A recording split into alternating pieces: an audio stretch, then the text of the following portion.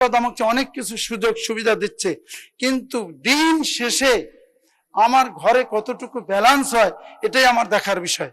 আমার বাবা, আমার দাদা যুদ্ধে শহীদ, আমার আব্বারা 7 ভাই, 4 জন মুক্তিযোদ্ধা, আমার দাদারা 19 জন, 11 জন মুক্তিযোদ্ধা, আমার পরিবারে 47 জন মুক্তিযোদ্ধা, আমার মা মুক্তিযুদ্ধের অন্যতম সংগঠক একজন। কিন্তু আমি আজকে মুক্তিযুদ্ধের কথা বললেই কেউ অনেক কিছু বলে ফেলে। আমি বলতে চাই মাননীয় স্পিকার, যে মুক্তিযুদ্ধের 2 সারিতেই মুক্তিযোদ্ধারা আছেন, ট্রেজারিতেও আছেন, বিরোধী দলেও আছেন। সবাই মিলে আমাদের এই দেশ করতে চাই। মুক্তিযুদ্ধের সেটেল ইস্যু এইটি নিয়ে আর যেন কথা না হয়, আপনার দৃষ্টি আকর্ষণ করবো আপনার মাধ্যমে। দ্বিতীয়ত বলতে চাই মাননীয় স্পিকার, আমাদের জুলাই আমরা সবাই বলছি অক্ষরে অক্ষরে পালন করব, এটা আমি সাধুবাদ জানাই। কিন্তু জুলাইয়ের যে চেতনা, আমি একজন জুলাই রাজবন্দী, আমি একজন জুলাই যোদ্ধা। জুলাইয়ের চেতনা কি ছিল? আজকে বাজেটের দিকে লক্ষ্য করলে কি সে চেতনা প্রতিফলিত হয়? আজকে আমি আমার জেলা নীলফামারী, আমার নীলফামারীর জন্য আমাদের এই বাজেটের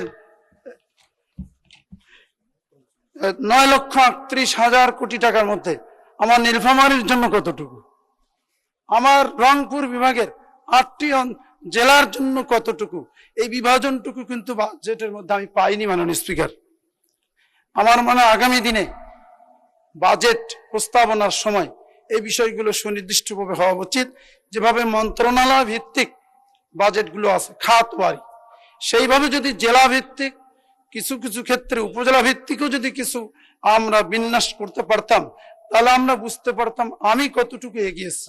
কারণ আমার কিশোরগঞ্জ যদি এগিয়ে যায়, আমার সৈয়দপুর যদি এগিয়ে যায়, বাংলাদেশ এগিয়ে যাবে, এটা আমি বিশ্বাস করি। আমার কিশোরগঞ্জ, আমি শুনতেছি আমাদের মাননীয় প্রধানমন্ত্রী রংপুরকে অঘোষিতভাবে রাজধানী বানিয়ে ফেলেছেন।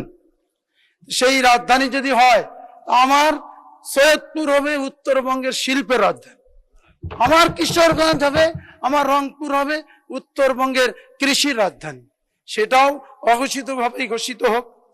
আমাদের এখানে মাননীয় এলজিআরডি মন্ত্রী আছেন, উনি আমাদের অভিভাবক। আমার সমাজ কল্যাণ মন্ত্রী আছেন, উনি আমাদের অভিভাবক। আমার ত্রাণ মন্ত্রী আছেন, উনি আমাদের অভিভাবক। আমার সৈয়দপুর এয়ারপোর্ট দিয়ে চলাফেরা করেন। আমি আমার বলতে চাই না, আমার বাংলাদেশের এই সৈয়দপুর এয়ারপোর্ট এই বাজেটে আন্তর্জাতিক গেটওয়ে করার জন্য প্রস্তাবনা এনেছেন। আমি এই জন্য অর্থমন্ত্রীকে ধন্যবাদ জানাই। কিন্তু এর পাশাপাশি গেটওয়ে নির্মাণের জন্য, তৈরির জন্য যে প্রস্তাবনা, সে সুনির্দিষ্ট কোনো ফ্রেমওয়ার্ক নেই। এটা আমি জানতে চাই বাজেটের শেষ অধিবেশনের শেষ বৈঠক পর্যন্ত। মাননীয় স্পিকার, আমি আর কথা বলতে চাই না, সময় খুব কম, সময় নিতেও চাই না। আমার কথাগুলো, সময়গুলো সিনিয়র নেতৃবৃন্দকে দিতে চাই, তাদের মুখ থেকে আসুক। গোটা দেশটা জুলাই চেতনার যে বৈষম্যহীন একটি দেশ গড়ার কথা আমরা বলেছিলাম, যে চেতনায় আমরা আজকের এই সংসদে এসেছিলাম। আমার মাননীয় প্রধানমন্ত্রী যেভাবে প্রধানমন্ত্রী হয়েছেন, জুলাই না হলে আমিও এমপি হতে পারতাম না। তো কাজেই জুলাইয়ের চেতনার কতটুকু আমরা বাজেটে উপস্থাপিত করতে পেরেছি, ফ্রেমওয়ার্কের মধ্যে নিয়ে আসতে পেরেছি, এগুলো আরো বেশি চুলচেরা বিশ্লেষণ হোক, এইটুকুন প্রত্যাশা ব্যক্ত করছি। আমি বাজেটের বিপক্ষে বা পক্ষে বলতে চাই না।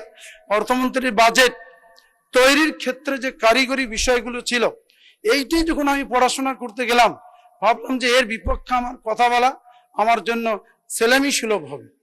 কিন্তু আমি শুধু এতটুকুন বলতে চাই, আমি একজন হাই স্কুল টিচার। আমার বাজেটে এখানে মনে করে আজকে এমপি হয়েছি আমি, সংসদ আমাকে অনেক কিছু সুযোগ সুবিধা দিচ্ছে, কিন্তু দিন শেষে আমার ঘরে কতটুকু ব্যালেন্স হয় এটাই আমার দেখার বিষয়।